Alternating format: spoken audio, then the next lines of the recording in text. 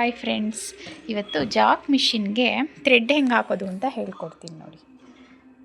Jack ಮಿಷಿನ್ಗೆ first ಒಂದು thread ತೊಗೊಂಡು ಇಲ್ಲಿ ಹಾಕ್ಬಿಟ್ಟು ಇಲ್ಲಿಂದ ಫಸ್ಟು ಇಲ್ಲಿ ಹೋಲ್ ಕಾಣಿಸ್ತಿದ್ಯಾ, ಈ ಹೋಲಿಂದ ಬಂದಿದ್ದನ್ನು ಇಲ್ಲಿ ಮಿಷಿನಲ್ಲಿ ನೋಡಿ ಮತ್ತು ಮೊದಲು ಲೆಫ್ಟಿಂದ ಒಳಗಡೆ ಬಂದು ಮತ್ತು ಇಂಟು ಮಾರ್ಕಲ್ಲಿ ಮತ್ತೆ ಲೆಫ್ಟಿಗೆ ಹೋಗಬೇಕು. ಲೆಫ್ಟಿಂದನೇ ಮತ್ತು ರೈಟಿಗೆ ಒಳಗಡೆ ಹೋಲೆಲ್ಲ ಹಾಕಿಬಿಟ್ಟು ಇಲ್ಲೂ ಅಷ್ಟೇ ಫಸ್ಟು ಲೆಫ್ಟಿಂದ ರೈಟ್ ಕಡೆಗೆ ಹಾಕಿಬಿಟ್ಟು ದಾರನ ಮತ್ತು ಇದೂ ಅಷ್ಟೇ ಇಂಟು ಮಾರ್ಕಲ್ಲೇ ಬರಬೇಕು. ಹಿಂಗೆ ಬಂದರೆ ಯಾವುದೇ ಥರದ್ದು ಥ್ರೆಡ್ಡಲ್ಲಿ ಪ್ರಾಬ್ಲಮ್ ಬರಲ್ಲ, ಸ್ಟಿಚಿಂಗಲ್ಲಿ ಯಾವುದೇ ಥರದ್ದು ಪ್ರಾಬ್ಲಮ್ ಬರಲ್ಲ. ಅಲ್ಲಿಂದ ಬಂದಿದ್ದು ಮತ್ತು ಈ ಜಾಗದಲ್ಲಿ ನೋಡಿ, ಈ ಜಾಗದಲ್ಲಿ ಒಳಗಡೆಗೆ ಬಂದು ಈ ಪಾಯಿಂಟಿಗೆ ಒಳಗಡೆ ಹಾಕಿ ಅಲ್ಲಿಂದ ಬಂದಿದ್ದು ಇಲ್ಲಿ ನೋಡಿ ಕಾಣಿಸ್ತಿದ್ಯಾ, ಇಲ್ಲಿಂದ ಒಳಗಡೆ ಬಂದು ಇಲ್ಲ ಹಾಕ್ಬಿಟ್ಟು ಇಲ್ಲಿ ಒಂದು ಫ್ರಿಂಗ್ ಇರುತ್ತೆ, ಆ ಫ್ರಿಂಗ್ ಒಳಗಡೆಗೆ ಬಂದಿದ್ದು ಇಲ್ಲಿ ಲಾಕ್ ಆಗಬೇಕು. ಇಲ್ಲಿ ಲಾಕಾಗಿ ಇಲ್ಲಿ ಮತ್ತೆ ಮೇಲ್ಗಡೆಗೆ ಬಂದು ಇಲ್ಲಿಂದ ಇಲ್ಲೊಂದು ಹೋಲ್ ಕಾಣಿಸ್ತಿದೆ ನೋಡಿ, ಇಲ್ಲಿ ಮಿಷಿನ್ದು ಇಲ್ಲಿಂದ ಹಾಕಿದ್ದು ಇಲ್ಲಿ ಬಂದು ಡೈರೆಕ್ಟು ಈ ಎರಡೂ ಹೋಲ್ಗಡೆಗೆ ಒಳಗಡೆ ಹಾಕಿ ಅಲ್ಲಿಂದ ಬಂದಿದ್ದು ನೀಡಲ್ ಒಳಗಡೆ ಹಾಕಿ, ನೀಡಲ್ಲು ರೈಟಿಂದ ಒಳಗಡೆ ಹಾಕ್ಬೇಕು, ಲೆಫ್ಟಿಂದ ರೈಟ್ ಕಡೆಗೆ ಹಾಕಬೇಕು ಯಾವತ್ತೂ.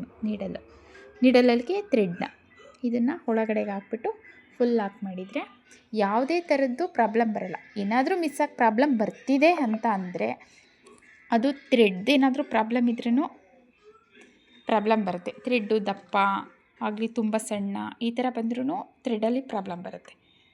ಅದನ್ನು ಬಿಟ್ಟರೆ ಇನ್ನೇನು ಪ್ರಾಬ್ಲಮ್ ಬರಲ್ಲ ಅಂತ ಅಂದ್ಕೊಂಡಿದ್ದೀನಿ ನಾನು. ಅದನ್ನು ಬಿಟ್ಟರೆ ಏನಾದರೂ ಮಿಸ್ಸಾಗಿ ಲೂಸು ಟೈಟು ಏನಾದರೂ ಬಂತಂದರೆ ಇದೊಂದು ಕಾಣಿಸ್ತಿದೆಯಲ್ಲ ಇದರಲ್ಲಿ ಟೈಟು ಲೂಸು ಇದನ್ನು ಮಾಡ್ಕೊಳ್ಳಿ.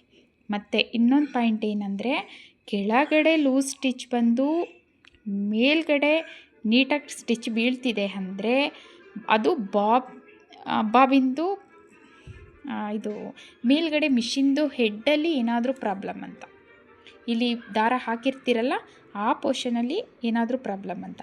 ಅದೇ ಮಿಸ್ಸಾಗಿ ಮೇಲ್ಗಡೆ ಲೂಸ್ ಬಂದು ಕೆಳಗಡೆ ಸ್ಟಿಚ್ ಚೆನ್ನಾಗಿ ಬರ್ತಾ ಇದೆ ಅಂದರೆ ಅದು ಇದು ನೀಡಲ್ ಇದು ಬಾಬಿನ್ ಕೇಸ್ದು ಏನೋ ಪ್ರಾಬ್ಲಮ್ ಇರುತ್ತೆ ಅಂತ. ಇದನ್ನು ಅಬ್ಸರ್ವ್ ಮಾಡ್ಕೊಂಡ್ರೆ ಏನೂ ಪ್ರಾಬ್ಲಮ್ ಬರಲ್ಲ ಅಂತ ನನ್ನ ಅನಿಸಿಕೆ. ಯಾರಿಗಾದರೂ ಇಷ್ಟ ಆದರೆ ಶೇರ್ ಮಾಡಿ, ಫಾಲೋ ಮಾಡಿ. ಹೊಸ್ದಾಗಿ ಕಲಿತಾ ಇರೋರು ಇದನ್ನು ನೋಡಿ ಯೂಸ್ ಆಗುತ್ತೆ ಅಂದ್ಕೊಂಡಿದ್ದೀನಿ ನಾನು ಮಾಡಿರೋ ವಿಡಿಯೋ.